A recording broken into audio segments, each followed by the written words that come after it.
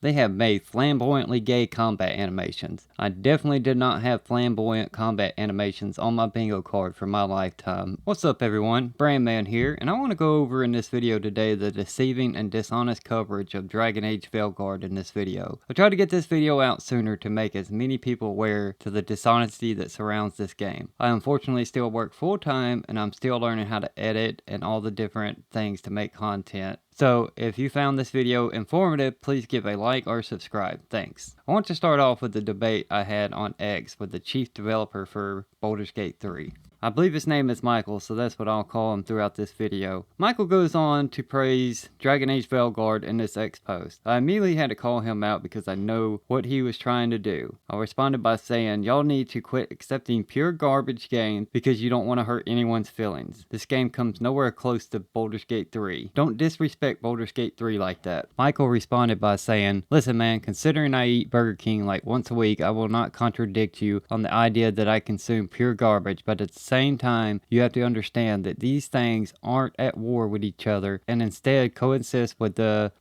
200 million billion other games online. And of course, Saloons came out in full force asking if I knew that I was talking to a developer for Baldur's Gate 3. They kept saying his word is absolute because he's a developer for Baldur's Gate 3, blah blah blah blah blah. There have been many examples that developers can't be trusted and have made big mistakes in the industry, so I don't even want to hear that argument. I responded to the loon saying, I'm a real gamer, of course I know who I'm talking to. The fake gamers got a kick out of me saying that. They kept asking what a real gamer was, and I just showed them this photo.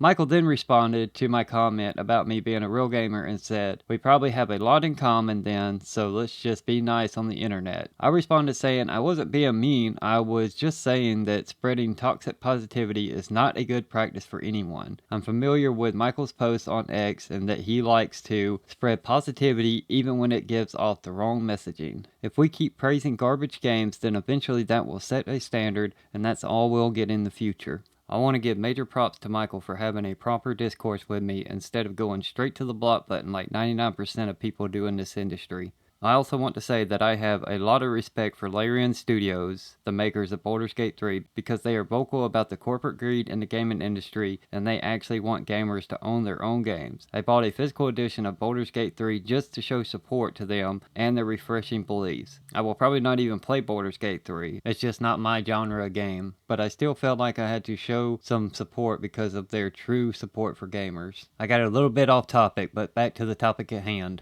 And of course, my prediction was correct about Michael's post getting used by the fake journos to push more fake positivity towards Dragon Age Veilguard. This is why I responded to Michael the way I did, because I knew these fake people in the industry would use his words and reputation to push a narrative to help Dragon Age sell better. I'm going to show some other proof that Bioware/EA was doing some deceiving and anti-consumer practices to manipulate reviews. Take a look at this clip from Fextra Life and how EA done him and others wrong by not giving them a promised review code because they were worried about reviewers giving an honest take on the game. And just to illustrate how mild that our criticisms were of the Veilguard, after publishing our impressions video, we got called shills. Some people accused us of being paid by Bioware and EA to promote the game, which of course we're obviously not. I was even contacted by another content creator who had attended the event that asked me why my criticisms were worded more cautiously and asked me if I was concerned when I made my video that I'd be denied access to a review code. To which, of course, I replied, no, I'm not worried about getting denied access to review code. That simply doesn't happen in the gaming industry. But I was not concerned about this at all. I reassured him that he shouldn't be concerned about this because it's just not really a thing in the gaming industry. It's so rare that it shouldn't scare someone into not saying what they think about a game. So after publishing our video, nearly immediately, our contacts at EA and Bioware stopped replying and communication went to zero.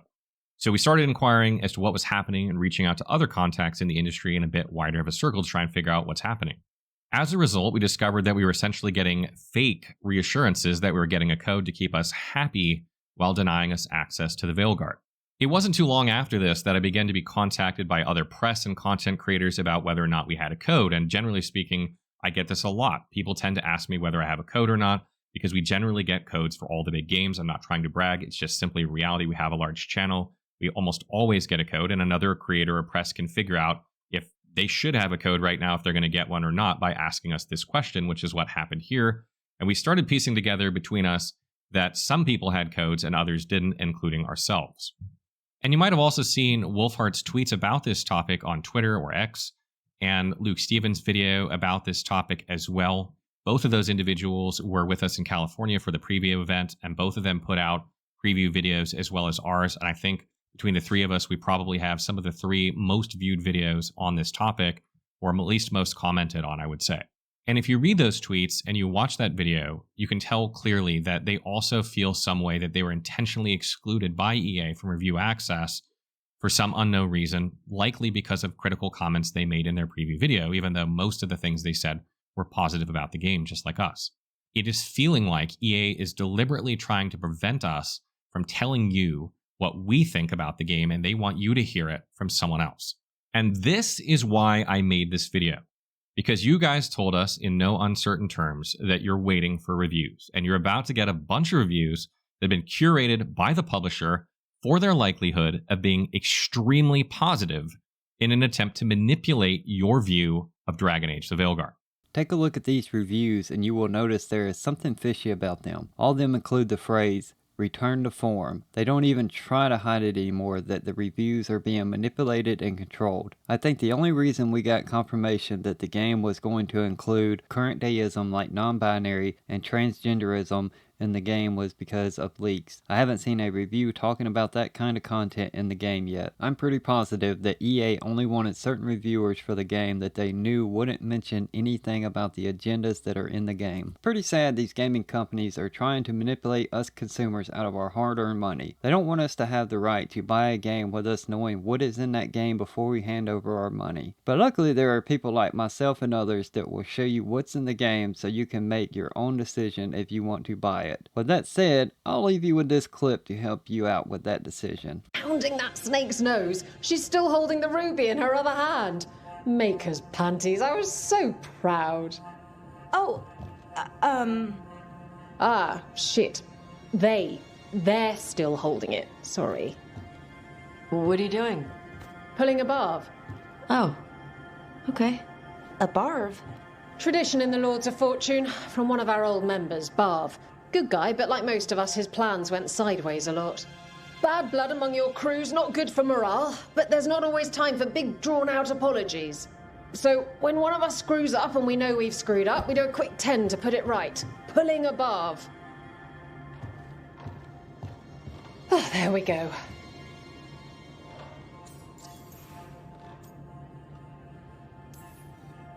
I'm glad the Lords of Fortune have Tarsh's back. Oh, Tarsh isn't the first non-binary member of the Lords. Really? It was a little before your time, but Horlicks was one of ours. Huh. Bastard looked better than I did in a dress or pants. And out of them, too.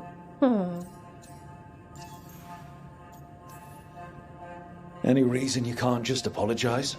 Sometimes people say, oops, sorry, and hope that fixes it. But they just want to get the whole thing over with. Trust me, I know.